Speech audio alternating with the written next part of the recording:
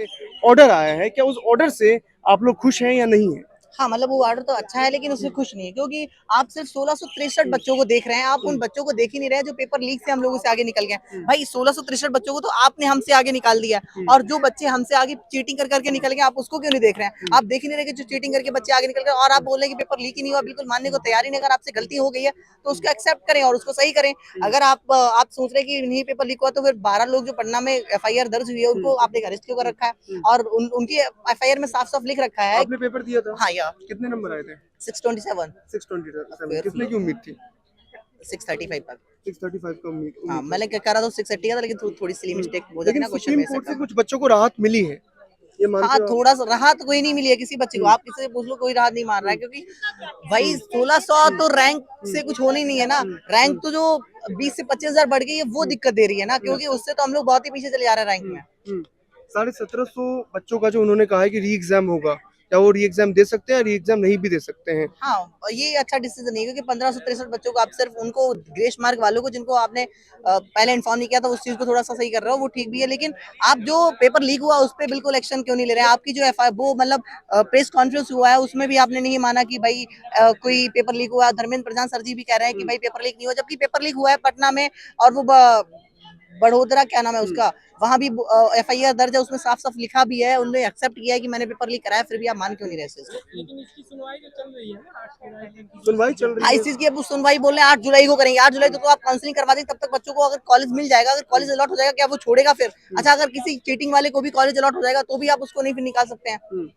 Cheating करने वाले को भी तो अगर इस एक बार बार कॉलेज क्या अलॉट हो जाएगा तो फिर नहीं निकाल सकते ना आप। क्या चाहते हैं? हम चाहते हैं कि पेपर दोबारा से होना चाहिए, रीनीट होना चाहिए, मतलब सभी बच्चों का होना चाहिए, बिल्कुल नए सिरे से होना चाहिए, जैसा अभी 5 मई को हुआ था बिल्कुल वैसे। और थोड़ा सिक्योरिटी को बढ़ा के, जैसे आप अच्छा, आज यहाँ जब एनटीए एक बहुत ही एक ऐसा वो भी है, जिस तरीके से वो जो नेशनल टेस्टिंग एजेंसी जो पेपर लेती है, क्या विश्वास का पात्र रह चुका है अब आगे? बिल्कुल भी विश्वास का पात्र नहीं है, क्योंकि आप देखते हैं हर पेपर को लीक हो रहा है, हर पेपर में घोटाले चल रहे हैं। क्या चक्कर है भाई?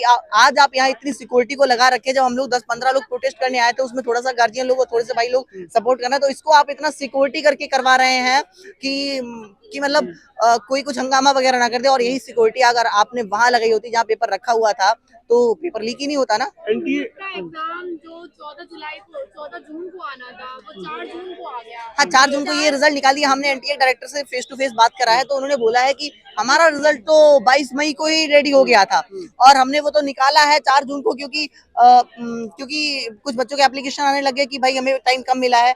अगर आपको टाइम, इस चीज पे आपने इतनी जल्दी एक्शन ले लिया, जो लीक वाले मामले पे पहले से ही आपके पास एप्लीकेशन आ रखी थी, आपने उस पर एक्शन इतनी जल्दी क्यों नहीं लिया? और एनटीए बहुत सारे एग्जाम भी कंडक्ट कराती है, हमारे देश की बहुत ही प्रतिष्ठित संस्था है। क्या लगता है आने वाले टाइम में क्या आप ये भी डिमांड कर रहे हैं कि एनटीए द्वारा एग्जाम ना कंडक्ट करवाया हाँ, जाए? कोई नई बॉडी बनानी चाहिए ताकि उससे ही एग्जाम कंडक्ट हो, क्योंकि इसमें हर बार जब पेपर लीक का मामला आ रहा है तो ये गलत है ना, सभी बच्चों के साथ अनफेयर हो रहा है। लेकिन जो आप री एग्जाम क्रैक करें सारे बच्चों को, तो इसमें बहुत ज्यादा टाइम लगेगा, जो काउंसलिंग का नहीं हो सकता है, क्यों नहीं हो सकता है? क्योंकि अभी काउंसलिंग में, सितंबर चेकिंग में जो में। है इसमें पेपर जो हुआ था वो सितंबर में हुआ था, जो कोरोना टाइम में अगस्त में पेपर हुआ था, जब तब कराया जा सकता, तो अभी भी कराया जा सकता है। एनटीए के पास और भी एग्जाम कराने की रिस्पॉन्सिबिलिटीज होगी, ऐसे में कैसे एग्जाम हो सकता है और कैसे रिजल्ट आएगा इतनी जल्दी? क्यों नहीं आ कैसे सकता है? काउंसलिंग अगर होगा? अभी दिक्कतें बढ़ गई हैं तो उसको सुधारने के लिए थोड़ा सा अगर संघर्ष करना पड़ेगा, थोड़ा सा ज्यादा काम करना पड़ेगा एनटीए में काम करने वाले लोगों को, तो वो करना चाहिए। क्योंकि आपसे अगर मिसमैनेजमेंट हुआ है, जो गलतियां हुई हैं ये जो उसको लास्ट सुधारने के लिए लास्ट थोड़ा सा काम करना चाहिए। जो सुप्रीम कोर्ट का ऑर्डर है, क्या ये लास्ट है? ऐसा लगता है आपको कि लास्ट वो चीजें हैं, क्या इसके बाद सारी चीजें सॉल्व हो जाएंगी? बिल्कुल नहीं, बिल्कुल नहीं। अभी जब तक रीनीट का डिसीजन नहीं आता तब तक बिल्कुल भी कोई शांत बैठने वाला नहीं है। उन्होंने कुछ बच्चों के लिए बोला है रीनीट के लिए। हाँ, सिर्फ 1563 बच्चों के लिए, लेकिन जब तक सभी का रीनीट इस बिल्कुल बार शुरुआत ग्रेस से नहीं मार्क आपको होगा। लगता है ज्यादा दिया गया? 100, 150, पहली बार 130? ग्रेस मार्क दिया गया, आज तक ग्रेस मार्क का कोई इसमें प्रोविजन ही नहीं है, कोई मतलब प्रावधान ही नहीं है कि ग्रेस मार्क देना चाहिए कि नहीं देना लॉस चाहिए। ऑफ टाइम के लिए एनटीए ने कहा है कि ग्रेस मार्क हाँ, दिया तो गया। आप टाइम को टाइम से कंपनसेट करते हैं ना, आपने टाइम को मार्क्स से कंपनसेट कैसे कर दिया है भाई? आप टाइम को टाइम से कंपनसेट कीजिए, मार्क्स को मार्क्स से कंपनसेट कर दीजिए, आप टाइम को मार्क्स से कंपनसेट कैसे कर सकते हैं? आपको लगता है कि जो 150 मार्क्स दिए गए हैं ग्रेस के नाम पे, जो सबसे हाईएस्ट मार्क्स हैं, सबसे ज्यादा है?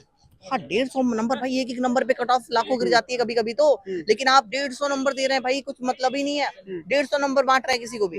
150 नंबर आपके साथ आपने भी दिया है एग्जाम, इस बार कितने नंबर है आपके? 620 620। कितने की उम्मीद थी आपकी?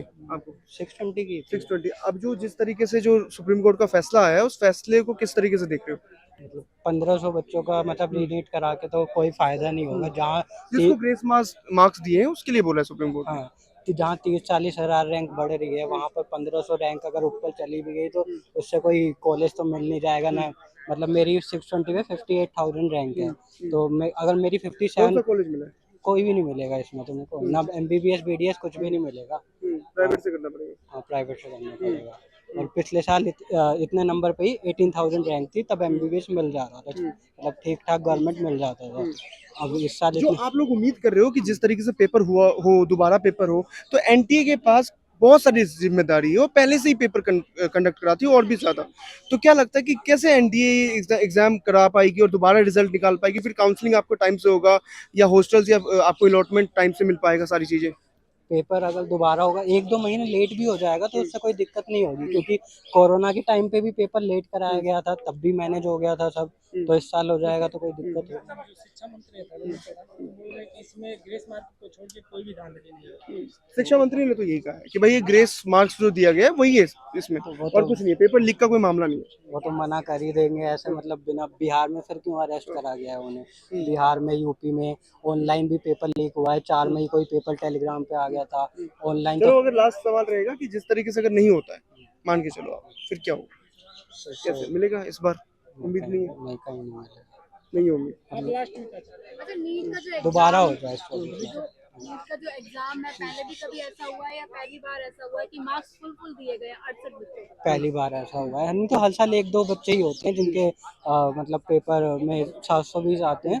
और पिछले साल भी रैंक बढ़ी थी क्योंकि 4 बोनस आपको क्वेश्चन। ग्रेस मार्क नहीं दिया, अगर आपको देते तो फिर दोबारा होता मेरा भी। दोबारा